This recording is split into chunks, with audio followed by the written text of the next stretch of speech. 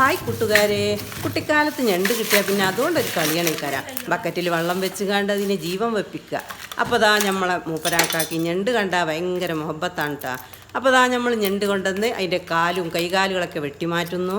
പിന്നെ ദാ അതിൻ്റെ കൂർത്ത നഖങ്ങൾ മുറിച്ച് മാറ്റുന്നു. പിന്നെ ദാ അതിൻ്റെ കവറിങ് പൊളിച്ച് മാറ്റുന്നു. പിന്നെ ദാ അതിനൊരു ക്ലിപ്പുണ്ട് വെള്ളത്തിൽ കൂടി നീന്താനുള്ള. ആ ക്ലിപ്പ് ദാ നമ്മൾ അടർത്തി മാറ്റണ്. എല്ലാ ജീവജാലങ്ങളുടെയും സ്ഥിതി ഇത് തന്നെയാണല്ലേ.